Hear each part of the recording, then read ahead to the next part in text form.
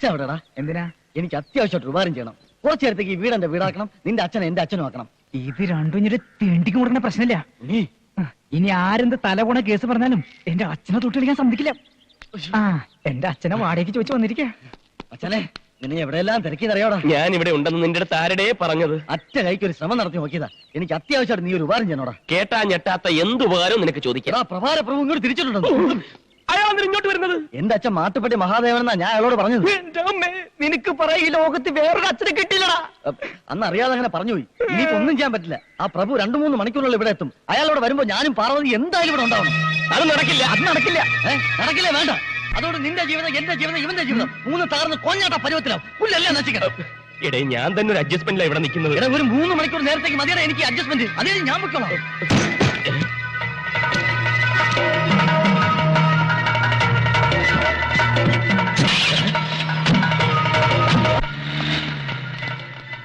ആരാടാ കാറി പോയത്? നിന്റെ അച്ഛൻ. എന്റെ അച്ഛനോ? എടാ സാക്ഷാൽ മാട്ടുപ്പെട്ടി മഹാദേവനാണ് പോയത്. അയ്യോ, ആ മോന്ത ശരിക്കൊന്നും കണ്ടില്ലേ? അപ്പൊ ഡിക്കിലോ? രോഗി, സംശയ രോഗി. ഇനി ഈ പരിസരത്തുള്ള എല്ലാ അമ്പലങ്ങളും ചുറ്റി വരുന്നവരെ അവനാ ഡിക്കി തന്നെ കാണും. ഓട്ടോ ലോക്ക. അപ്പൊ എന്റെ കാര്യം സമയം പോണ്ട. ഇനി ഈ വീട്ടിൽ നിന്നിട്ട് ഒരു കാര്യം നടക്കില്ല. വെറുതെ ടെൻഷൻ എടുക്കാൻ എന്നെ കിട്ടില്ലേട്ടാ.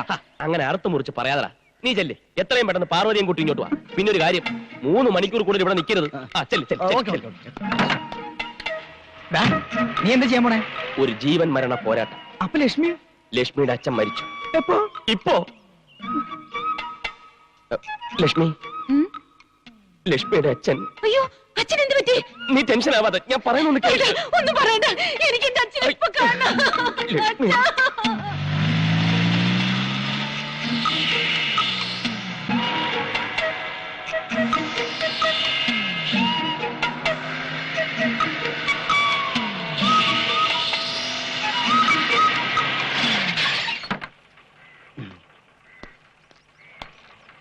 ഇതാണ് എന്റെ വീട്.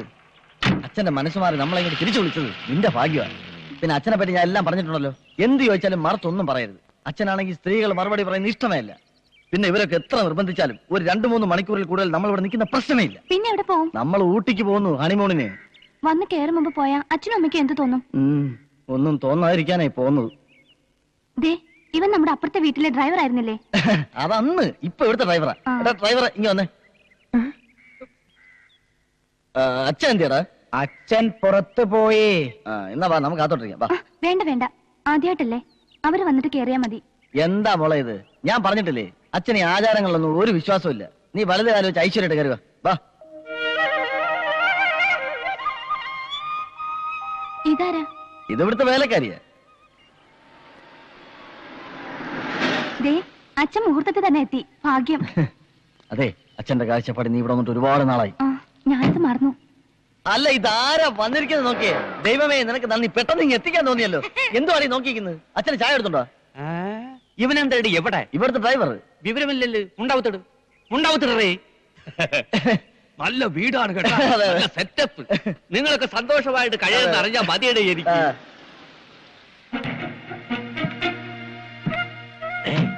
ഇതാണടി മഹാദേവൻ. ആണെന്ന് തോന്നുന്നു. അച്ഛൻ തന്നെ വന്നിരിക്കുന്നു. അച്ഛൻ അതിന്റെ കൂട്ടുകാരനാ. ഞങ്ങൾ ഒരുമിച്ചായിരുന്നു കോളേജിലെ. ഇപ്പൊ കുറച്ചു നാളായിട്ട് ഗൾഫിലായിരുന്നു. എന്നെ കാണാൻ വേണ്ടി വന്നതാ. അത് അവന്റെ ഭാര്യ, അപ്പുറത്ത് ഭാര്യയുടെ അച്ഛൻ. പിന്നെ ഡിക്കിൽ വല്ലാത്തൊരു ശബ്ദം. സ്റ്റെപ്പിനി ടയർ ലോക്ക് ആയിട്ടുണ്ടെന്ന് തോന്നുന്നു. നീ നോക്കി.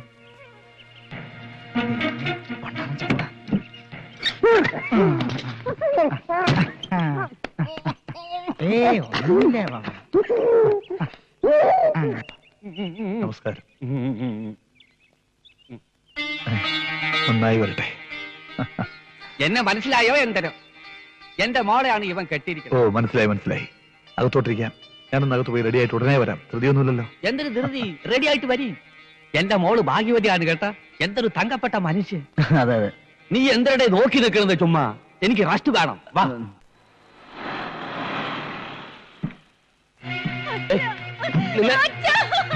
ലക്ഷ്മി,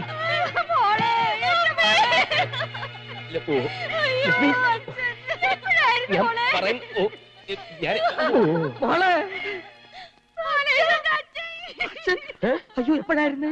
എന്തെന്ന്? അതൊന്നുമല്ല. എനിക്ക് അച്ഛനെ കാണാൻ മോഹം ഉണ്ടെന്ന് പറയാൻ എനിക്കൊരു മോഹം ഉണ്ടായി. ഞാൻ അച്ഛനെന്ന് പറഞ്ഞത് കരഞ്ഞു വിളിച്ചോണ്ട് ഒറ്റ ഓട്ടമല്ലേ?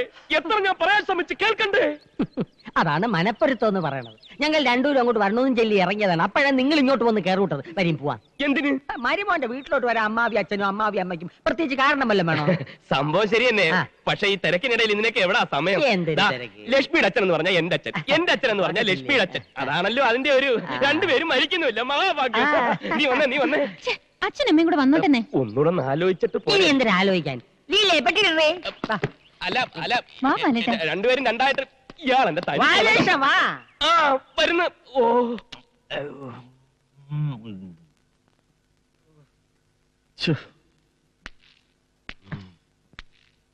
അച്ഛൻ ഇതുവരെ ഉണർന്നില്ലേ മോനെ? പുള്ളിക്കാരെ എങ്ങനെ എണീക്കാൻ വൈകും? ഞാൻ വിളിക്കണോ? വേണ്ട, ക്ഷീണമുണ്ടാവും. എണീക്കും എന്നെ വിളിച്ചാ മതി. പ്രഭുവാണ് രാജാവാണെന്നൊന്നും ഞാൻ നോക്കില്ല. എത്രയും പെട്ടെന്ന് വിളിച്ചുകൊണ്ടില്ല ചവിട്ടി പുറത്താകും ഞാൻ. അച്ഛാ, അച്ഛാ, അച്ഛാ, ശല്യപ്പെടുത്താതെ ഉറക്കം ക്ഷീണം. അച്ഛാ, ഒരുപാട് വൈകി. വിളിച്ചു പറയാനുള്ള സ്ഥലമാ. വീട്ടിൽ പോണേ പെട്ടെന്ന് പോണം. ശരി തന്നെ. അതുകൊണ്ട് തന്നെ 2 ദിവസം കഴിഞ്ഞ് പോവാം. സൂക്ഷിക്കണം, കാലം മോശം.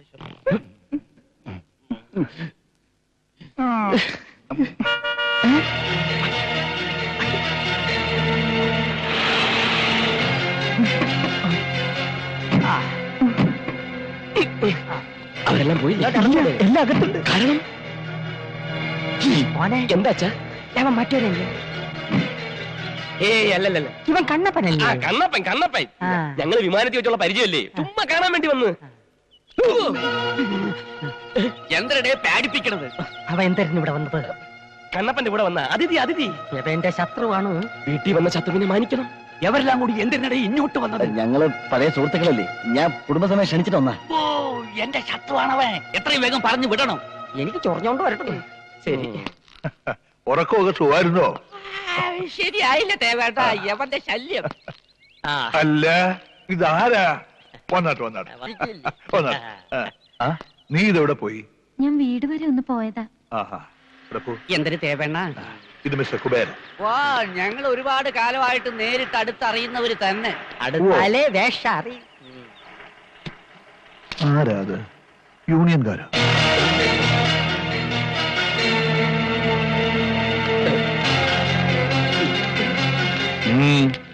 എന്തു വേണം? ഇവിടെ അടുത്തൊരു ലോഡ് ഇറക്കാൻ വന്നതാ. തിരിച്ചു പോണ വഴിക്ക് പെങ്ങളെ ഒന്ന് കാണാമെന്ന് കരുതി. പെങ്ങളോ? ഇവിടെ ഏത് പെങ്ങളാ നിങ്ങൾക്കുള്ളത്? നിങ്ങളുടെ മകന്റെ ഭാര്യ. എന്റെ മകന്റെ ഭാര്യ നിങ്ങളുടെ പെങ്ങളോ? അതെ. കൊള്ളാമല്ലോ. നിങ്ങൾ എന്തൊക്കെയായി പറഞ്ഞു? പോയിട്ട് പിന്നെ വാ. പോട്ടെടാ. ഒന്ന് മാറണം അങ്ങോട്ട്. നീ ബഹളം വെക്കണ്ട, വീട് മാറിയിട്ടുണ്ട്. മോളിങ് വന്നേ. ഇവളാണ് എന്റെ മകന്റെ ഭാര്യ. ഇവള് നിങ്ങളുടെ പെങ്ങളാണോ? ഇങ്ങനെ ആ പറഞ്ഞ സത്യമാണ്. ഞാൻ ആ സത്യം അച്ഛനിൽ നിന്ന് മറച്ചു വെച്ചു. ഞങ്ങൾ രണ്ടുപേരും മഹാദേവന്റെ മക്കളാണ്. ഞങ്ങളുടെ മുതുകത്ത് ഒരുപോലത്തെ മറുക കണ്ടപ്പോഴാണ് ആ ഞെട്ടിക്കുന്ന സത്യം എനിക്ക് മനസ്സിലായത്. എനിക്കൊരു പിടി കിട്ടില്ലടേ. പറയടാ, എന്റെ പെങ്ങളവിടെ. എന്റെ മോനെ തൊട്ടാലുണ്ടല്ലോ. മോനെ അച്ഛനും ഞാൻ ഒരു കാര്യം പറയട്ടെ. നാണക്കേട് കൊണ്ട് പറയാത്തതാ. ഇവിടുത്തെ അടിച്ചു കളിക്കാരിൽ അച്ഛനുണ്ടായ മകനാണ് ഉണ്ണികൃഷ്ണൻ. പറയടാ, സത്യം പറയാൻ. ഒന്നും ചെയ്യല്ലേ. പറയടാ, നിന്റെ ആരോട്? അയ്യടാ, കൊള്ളാം. അവന്റെ ആരുമല്ല. ഇവളെ ഈ നിൽക്കുന്ന ബാലകൃഷ്ണന്റെ ഭാര്യ, ഇവിടുത്തെ വേലക്കാരി. നീ ഒരു കാര്യം മനസ്സിലാക്കി, എല്ലാം ഞാൻ വ്യക്തമാക്കി തരാം. ഇവിടെ ഉണ്ണികൃഷ്ണന്റെ ഭാര്യ തന്നെ എന്റെ ഭാര്യയാണ്. എന്താ എന്താ എന്താ? നിർത്താ, എനിക്കെല്ലാം മനസ്സിലായി. തരാതരത്തിൽ പെരുമാറുന്നവരെ പണക്കാര്. അവരെ നമ്പർ ഞാൻ പറയാറില്ലേ. ഇനി നീ ഇവിടെ നിൽക്കണ്ട. ഒരു ഉണ്ണി ഇനി ഇവന്റെ വെപ്പാട്ടിയായിട്ട് കഴിയണോ നിനക്ക്? എടാ പുല്ലുകളെ, ഞാനിപ്പം വിടക്കാണ് വിടക്ക്. ഇതെല്ലാം കണ്ടും സഹിച്ചും വെറുതെ ഇരിക്കുന്ന കരുതണ്ട. ഞാനിപ്പം തിരിച്ചു വരും നിന്റെ ഒക്കെ തലയെറിയാൻ.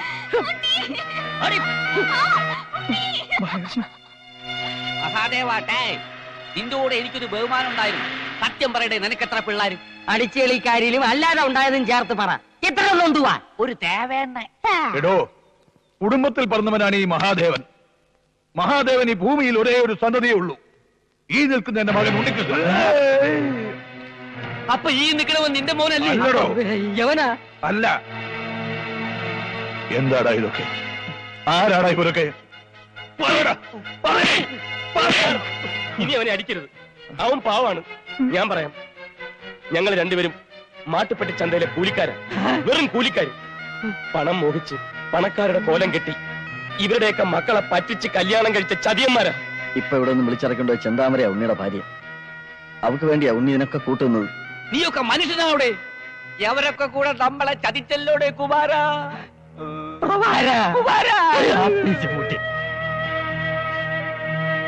ലക്ഷ്മി, ഇനി ഒരിക്കലും ആ പേര് വിളിക്കരുത്.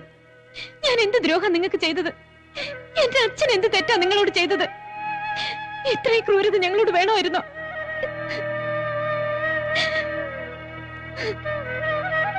എടാ, ഒന്നുമില്ലായ്മ ഇത്രയൊക്കെ ഉണ്ടാക്കാനും നേടാനും ഞങ്ങൾക്കാവുമെങ്കിൽ കാണിച്ചരാടാ നിന്നൊക്കെ. ഇറങ്ങി പാടി. ഞങ്ങളൊക്കെ വെറും ഉണ്ണാക്കന്മാരിൽ നിന്ന് തെളിയിച്ചു തരാവിടെ ചന്തകളെ. തൃപ്തിയായാലോടാ നിനക്ക്? എനിക്ക് തൃപ്തിയായി. ഇതിൽ കൂടുതലൊന്നും ഒരു മകൻ അച്ഛന് വേണ്ടി ചെയ്യാനാവില്ല. മകൻ തന്നോട് എത്തുമ്പോ തനിക്കൊരു തുണയായിരിക്കുമെന്നാ ഞാൻ കരുതിയത്. മാനം കെടുത്തുമെന്ന് ഞാൻ കരുതിയില്ല. ഇറങ്ങി പോടാ പുറത്ത്. വേണ്ട വേണ്ട. സ്വന്തം തന്തയെ നാട്ടുകാരുടെയും വീട്ടുകാരുടെയും മുമ്പിൽ വിട്ടിയാക്കി ഇവൻ നാളെ നിന്റെ തലയറിയാൻ പോലും മടിക്കില്ല. എനിക്കിങ്ങനെ മകനേ ഇല്ല. വടി ഇവിടെ വരാൻ.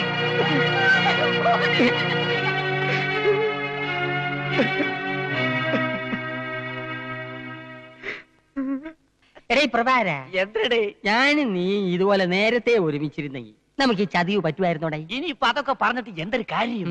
വക്കീലേ, ഡേ, നമുക്ക് എത്രയും പെട്ടെന്ന് ഈ ബന്ധം ഒഴിയണം. ലവന്മാരെ ഒരു 5-8 കൊല്ലം ജയിലിലോട്ട് തട്ടണം. അതിലെന്തൊരു വകുപ്പ്? കായ എത്ര വേണേലും വാരി എറിയാം. കാശ് കൊടുത്താലൊന്നും കോടതി വിലയ്ക്കും അങ്ങനെ ഒക്കില്ല. Rule is rule. റൂളി പെൻസിൽ നടക്കില്ലെന്നല്ല, കാലതാമസം ഉണ്ടാവും. ആദ്യം ഈ കുട്ടികളുടെ ഭാഗത്ത് നിന്ന് ഡൈവോഴ്സിന് അപേക്ഷിക്കണം. അതിനു മുമ്പേ ആ ചേരിക്കാരന്മാരെ കൂട്ടി ലവന്മാർ ഇവിടെ വന്ന് പ്രശ്നം ഉണ്ടാക്കുമെന്നാ എനിക്ക് പേടി. നമുക്ക് പോലീസ് പ്രൊട്ടക്ഷൻ ശ്രമിക്കാം. ഇതൊക്കെ നടക്കും. അതിനാണല്ലോ ഞാനുള്ളത്.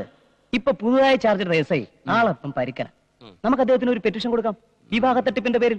അതോടെ അവന്മാരെയും ഈ കല്യാണത്തിന് കൂട്ടുനിന്നവരെയും തൂക്കിയെടുത്ത് അത്തിട്ടോളും. പ്രതികൾ ലോക്കപ്പിലായി കഴിഞ്ഞാൽ നമുക്ക് ഈ ഡൈവേഴ്സിന് സാധ്യത കൂടുതലാ. നല്ല ബോധമുള്ള വക്കീല്. ഇത് 5000. ഇത് 5000 വേറെ. മാട്ടുപ്പെട്ടി ചന്തയില് 2 കൂലിക്കാരെ ഒഴിവ് ഇപ്പോഴും ഉണ്ടടാ. കണ്ണപ്പനെയും മച്ചാനെയും കാത്തിരിക്കുന്ന അറിയാവുന്ന തൊഴിൽ. എല്ലാം മറന്ന് നമുക്ക് അങ്ങോട്ട് പോവാം. ചുമക്കാൻ 2 ചാക്കും അതിനെതിരെ കൂലിയും കേറി കിടക്കാൻ ഒരു കൂരം കിട്ടിയാ നിനക്കൊക്കെ ഇനിയും ജീവിക്കാല്ലേ? അതും എല്ലാം മറന്ന് എന്നെ തെറ്റിദ്ധരിച്ച് എന്റെ ഭാര്യയെ വലിച്ചിറക്കൊണ്ട് പോയപ്പോ എല്ലാം വിളിച്ചു പറഞ്ഞ് രക്ഷപ്പെടാൻ ശ്രമിക്കാൻ എന്തുകൊണ്ടെന്നറിയോ? നിങ്ങളെ ഓർത്തിട്ടാ. നിനക്ക് ഞങ്ങളുണ്ടാ. രായപ്പനെ പറഞ്ഞ് മനസ്സിലാക്കി നിന്റെ ഭാര്യയെ തിരിച്ചെടുത്ത് തരാൻ ഞങ്ങൾക്ക് സാധിക്കും. നിങ്ങളുടെയൊക്കെ വാക്കും കേട്ട് ഞാൻ വിഡ്ഢിവേഷം കെട്ടിച്ച എന്റെ അച്ഛനെ പറഞ്ഞ് മനസ്സിലാക്കാൻ പറ്റൂ? പറ. എടാ, അത് രക്തബന്ധമാ, പറിച്ചെറിഞ്ഞാലും പോവില്ല. നീ കണ്ടില്ലേ ലക്ഷ്മിയും പാർവതിയും ഒരു നിമിഷം കൊണ്ട് എല്ലാം അവസാനിപ്പിച്ചു പോയത്? ചെന്താമരയ്ക്ക് എല്ലാം അറിയാവുന്നതല്ലേ. ഞങ്ങളെ ഇത്രയും സഹായിച്ച നിനക്ക് വേണ്ടി ഞങ്ങൾ നിന്നില്ലെങ്കിൽ പിന്നെ എന്ത് ബന്ധമാണ് നമ്മൾ തമ്മിലുള്ളത്? വാടാ, ചേരിയിലേക്ക് പോവാം. ചതിയായിരുന്നു, ചതി. ആ മച്ചാൻ പറഞ്ഞ വാക്ക് ഞാൻ വിശ്വസിച്ചു. പാട്ടും കൂത്തുമായി കല്യാണം നടത്തിയിട്ട് അവളവിടെ കൊണ്ടുവരാൻ മഹാദേവന്റെ വീട്ടിൽ വേലക്കാരിയായിട്ട്, വെപ്പാട്ടിയായിട്ട്. അവിടെ അവന് വേറെ ഭാര്യയുണ്ട്, പാവൻ ചന്താമര. അവൾ ഇപ്പോഴും അവനെ നമ്പിയിരിക്കുക.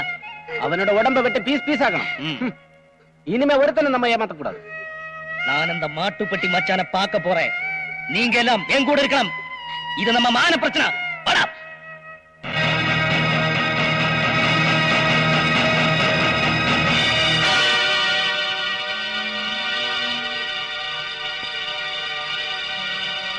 രാജപ്പ, നീ കണ്ടതും കേട്ടതൊന്നും ശരിയല്ല. അത് ഞാൻ പറഞ്ഞ കേക്ക്. നീ ഒരു പുല്ലും പറയണ്ട ചെത്ത്. അടികളെ.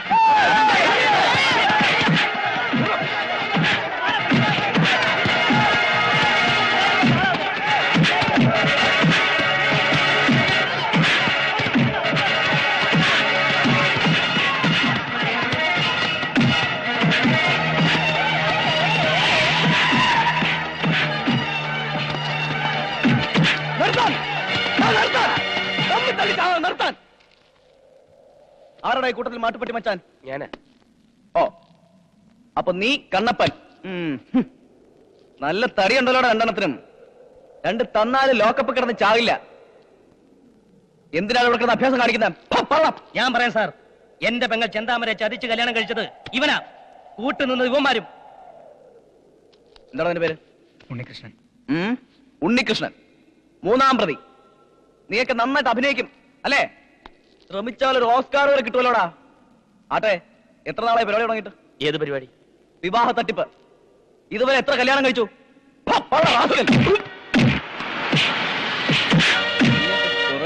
പെൺപിള്ളാരെ പ്രവർത്തിക്കാൻ വേണ്ടിട്ട് ഞാന് എന്താ സാർ, എന്തിനാ ഇവരെ തല്ലുന്നത്? ചുമ്മാ ഒന്ന് ഷൈൻ ചെയ്യാൻ. ഇവരൊക്കെ കളിച്ച് കളിച്ച് കാര്യങ്ങൾ ഇവിടം വരെ എത്തിച്ചു. ഇടയ്ക്ക് കളി ഒന്ന് പാളിയപ്പോഴാ എന്റെ റോള് വന്നതും ഞാൻ ഇവിടെ എത്തിയത്. ഒരു കലാശക്കൊട്ടിന് എല്ലാം ഒന്ന് അവസാനിപ്പിക്കണ്ടേ? അതെ, നമ്മളാരാ? മഹാദേവൻ. ഓ, മഹാദേവൻ, 5-ാം പ്രതി. നിങ്ങളെ കുറിച്ച് ഞാൻ ധാരാളം കേട്ടിട്ടുണ്ട്. അല്ല, നേരിട്ട് നമ്മളിതുവരെ കണ്ടിട്ടില്ല. ഞാനിതുവരെ പോലീസ് സ്റ്റേഷനിൽ കയറിയിട്ടില്ല. ഇനി എവിടെ നിന്ന് ഇറങ്ങേണ്ടി വരില്ല. പണവും പ്രതാപവും അംഗീകാരവും ഒക്കെ ഉള്ള നിങ്ങൾ എന്തിനാ ഇവന്മാരോടൊപ്പം കൂടിയത്? മനസ്സിലായില്ല. ഇന്ന് രാവിലെ എനിക്കൊരു പെറ്റീഷൻ കിട്ടി, വിവാഹ തട്ടിപ്പ്. അതിന് കൂട്ടുനിന്ന 5 പ്രതികളെ തേടിയാണ് ഞാനിവിടെ വന്നത്. പോലീസിന്റെ പണി ഉറക്കാൻ ഭാഗ്യത്തിന് എല്ലാവരും ഇവിടെ തന്നെ ഉണ്ടായിരുന്നു. 1-ാം പ്രതി മച്ചാൻ, 2-ാം പ്രതി, 3, 4. ഞാനിവിടെ ഉണ്ട്. എന്നെ നേരത്തെ പൊക്കി. 5-ാം പ്രതി ഞാനും അല്ലേ? സർ, കുറ്റക്കാരി ഞാനും ഇവനുമാ. മറ്റുള്ളവരെ വെറുതെ വിടണം. മഹാദേവൻ സാർ ഒന്നും അറിഞ്ഞിട്ടില്ല. അദ്ദേഹത്തെ ഇതിലേക്ക് വലിച്ചടിച്ചത് ഞങ്ങളാ. നിരപരാധികളെ കോടതി തീരുമാനിക്കും. അതത്ര ശരിയായ മറുപടിയല്ല. ശ്രമിച്ചാൽ പോലീസിന് സാധിക്കും. ഇവന്മാര് പലതും പറയും സാർ. പിടിച്ചോണ്ട് പോയി ജയിലിൽ അടച്ചില്ലെങ്കിൽ ഞങ്ങൾ കൈകാര്യം ചെയ്യും. ഒരുത്തനെയും വെറുതെ വിടരുത്. നിങ്ങൾ ശാന്തരാവണം. ഞാൻ പറയുന്നത് കേൾക്കണം. നിങ്ങൾ ഒന്നും പറയണ്ട, ഞങ്ങൾക്കൊന്നും കേൾക്കാൻ കേൾക്കണം. കേട്ടേ പറ്റൂ. നിങ്ങളോട് തെറ്റ് ചെയ്തത് ഇവരാരുമല്ല, ഞാനാ. എന്റെ മോൻ ഒരു ഭാര്യയേ ഉള്ളൂ. അത് ഈ രാജപ്പന്റെ പെങ്ങൾ ചെന്താമരയാ. ഈ ചേരിയിലെ കുടിൽ നിന്നൊരുത്തിയെ എന്റെ മകൻ വിവാഹം കഴിച്ചു എന്ന് കരുതി മഹാദേവന്റെ വിലയിടുകയില്ല. മറിച്ചത് നന്മയുടെ പേരിൽ ഉയരുമെന്ന് കരുതിയാണ് ഞാൻ ഇങ്ങോട്ട് വന്നത്. മോളെ, തെറ്റിദ്ധരിച്ച് നിന്നെ ഞാൻ വേലക്കാരിയായിട്ടാണ് എന്റെ വീട്ടിൽ കയറ്റിയത്. ഇപ്പൊ ഞാൻ എന്റെ മോന്റെ ഭാര്യയായിട്ട് കൂടെ കൊണ്ടുപോകാനാ വന്നത്.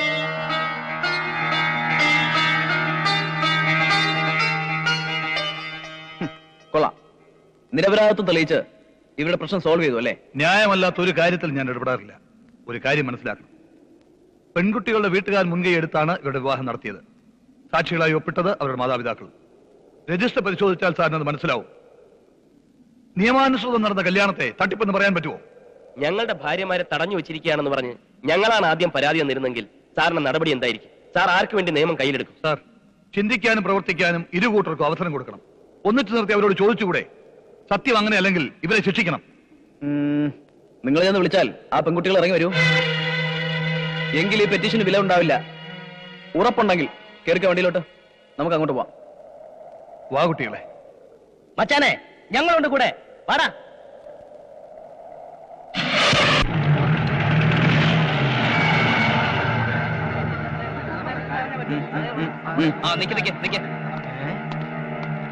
എന്ത് ചുമട്ട് തൊഴിലാളികളൊക്കെ ഇങ്ങോട്ട് വന്നത്? ഇന്ന് ഇവരുടെ മഹാസമ്മേളനം വല്ലതും ഉണ്ടോടെ? ചെല്, നിങ്ങൾക്ക് എന്താ സംസാരിക്കേണ്ടെന്ന് വെച്ചാ ചെന്ന് സംസാരിക്കാം.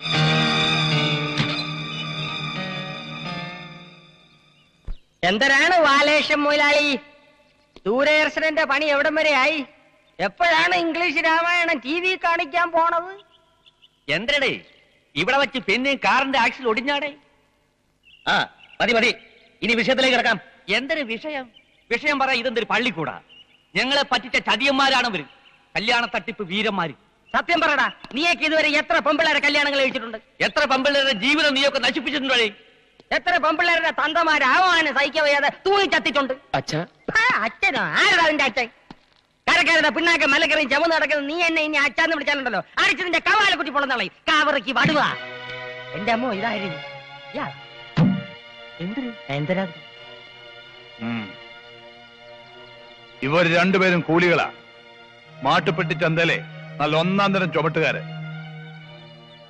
ഇവർ രണ്ടുപേരും ഇല്ലാത്തത് പലതും പറഞ്ഞു പൊലിപ്പിച്ച് പറ്റിച്ചാണ് നിങ്ങളുടെ 2 പെൺകുട്ടികളെയും കല്യാണം കഴിച്ചത്. തെറ്റാ അവർ ചെയ്തത്. അതിനുള്ള ശിക്ഷ അവർ അർഹിക്കുന്നുമുണ്ട്. ഏത് കോടതിക്ക് അവരെ ശിക്ഷിക്കാൻ. ഞങ്ങളൊരു ഒത്തുതീർപ്പിനാ വന്നത്. എടുത്തുചാടി ഒരു തീരുമാനമെടുക്കരുത്.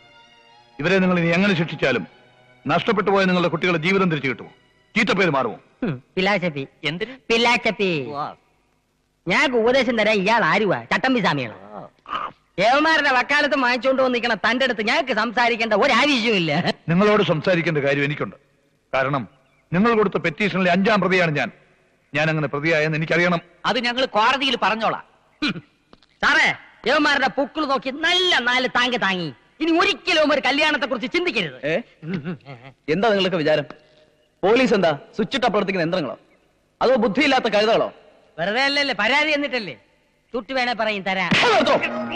ഒരു പരാതി കിട്ടിയാലുടൻ പരാതിയെ കുറിച്ച് അന്വേഷിക്കാതെ കൈമടക്കം വാങ്ങി ഒരുത്തനെ കസ്റ്റഡിയിലെടുത്ത് 10 പൂശും പൂശി ഇല്ലാത്തതും തെളിയാത്തതുമായ കേസുകൾ തലയിൽ വച്ച് കെട്ടി പ്രതിക്കൂട്ടിലേക്ക് തള്ളി കയ്യും കഴുകി തിരിച്ചു പോകുന്ന സാഡിസ്റ്റുകളാണ് എല്ലാ പോലീസുകാരും എന്ന് താൻ കരുതിയോ? വിളിക്കണോ നിങ്ങളുടെ മക്കളെ? എനിക്ക് അവരുടെ അഭിപ്രായം കൂടെ അറിയണം. ഇറക്കി വിടണം അവളുമാരെ, ഇറക്കി വിടാനാ പറഞ്ഞത്.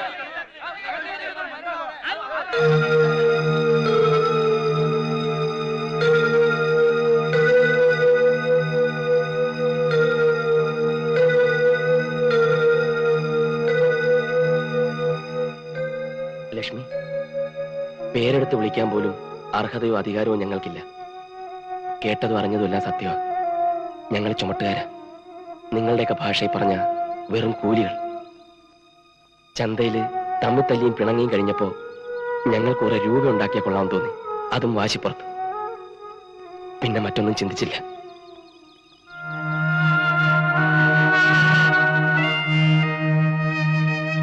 നിന്നെ ഒരിക്കൽ പെണ്ണാനെത്തിയ ഒരുത്തനെ നിന്റെ അച്ഛൻ അവമാനിച്ചു വിട്ടപ്പോ ആ പക തീർക്കാൻ കണ്ടെത്തിയ കൂലിക്കാരനായി ഞാൻ മാറി. ഇവിടെ എത്തിയപ്പോ കിട്ടാൻ പോകുന്ന സൗഭാഗ്യങ്ങൾ കണ്ടപ്പോ കണ്ണു മഞ്ഞളിച്ചു. അപ്പോഴും ലക്ഷ്യം കാശായിരുന്നു. പണവും വീടും പാരമ്പര്യവും ഒന്നും ഞങ്ങൾക്ക് തരാനില്ല. സ്നേഹം മാത്രമേ ഉള്ളൂ. ജീവനുള്ള കാലം വരെ അതിനൊരു കുറവുണ്ടാവില്ല. കൂടെ വരുമെങ്കിൽ യൂണിയൻകാരോട് കളിക്കരുത്. നിങ്ങൾ പറയുന്നത് കേട്ട് കൈയും വീശി തിരിച്ചു പോകാൻ വന്നവരല്ല ഞങ്ങൾ. രായപ്പ, ചേരിക്കാര് പാവങ്ങളാ, കൂറുള്ളവരാ. ഞങ്ങൾ തൊഴിലാളികള് കാര്യത്തോട് എടുക്കുമ്പോ ഒന്നാ. ഞങ്ങളൊന്ന് വിരൽ നൊടിച്ചാൽ ഈ നിൽക്കുന്നവർ മുഴുവൻ ഇവിടെ ഇടിച്ചു കയറും. നിങ്ങളുടെ 2 പെമ്മക്കളെയും തൂക്കിയെടുത്ത് ഞങ്ങളെ ചെറ്റക്കുടിൽ കൊണ്ടാക്കും. പക്ഷേ ആ കുടിൽ കഴിയാനുള്ള മനസ്സ് ഇവർക്കില്ലെങ്കിൽ വരില്ലെന്നറിയാം. എങ്കിലും ഈ കുറ്റത്തിന് ശിക്ഷിക്കപ്പെട്ട് ഏതെങ്കിലും ജയിലിൽ ഉറക്കമില്ലാത്ത രാത്രി ചിന്തിച്ചിരിക്കുമ്പോ ഒന്ന് വിളിക്കാമായിരുന്നില്ലേ എന്ന് മനസ്സ് ചോദിച്ചാൽ ഉത്തരം പറയാനായിട്ടാ. കൂടെ വരുമോ?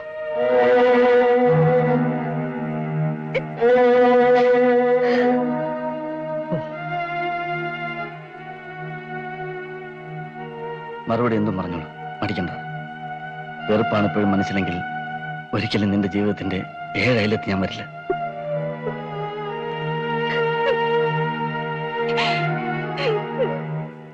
മച്ചാനെ, ഞങ്ങൾ ഇറക്കി കൊണ്ടുവരാം അവളുമാരെ.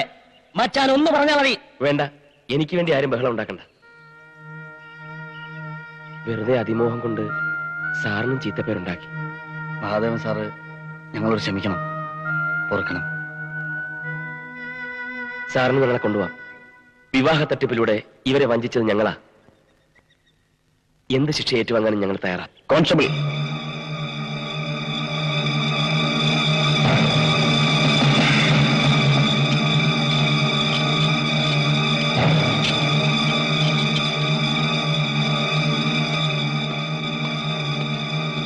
മച്ചാനെ, കണ്ണപ്പ, ദേ നോക്കടാ.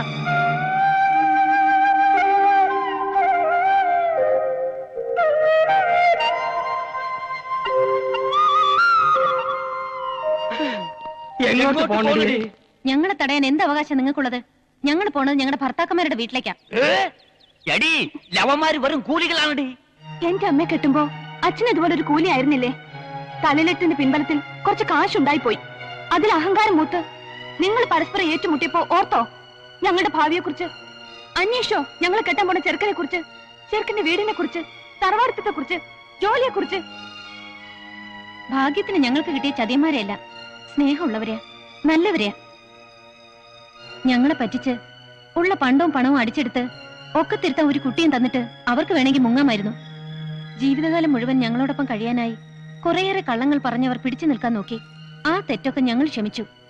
ഇനി ആര് ചോദിച്ചാലും തന്റെ അടുത്തോടെ ഞാൻ പറയും, എന്റെ വയറ്റിൽ വളരുന്ന കുഞ്ഞിന്റെ അച്ഛൻ ആ നിൽക്കുന്ന കൂലിയാണെന്ന്.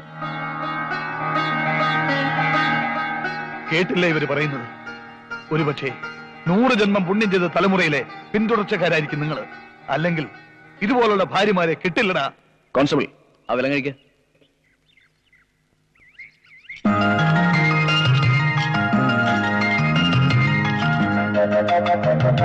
കൊണ്ടുപോടാ ഇപ്പൊ പിള്ളേരെ ചേരിയിലോട്ട്. ഇനി ഇവരായി ഇവരുടെ പാടായി. മക്കളെ കഴിഞ്ഞ് നിനക്ക് ചേരി പോയി താമസിക്കണോ? ഇവിടെ താമസിച്ചാ പോരെ? കല്യാണം കഴിഞ്ഞ ഭാര്യ താമസിക്കേണ്ടത് ഭർത്താവിന്റെ വീട്ടിലാ. അത് കറക്റ്റ് തന്നെ.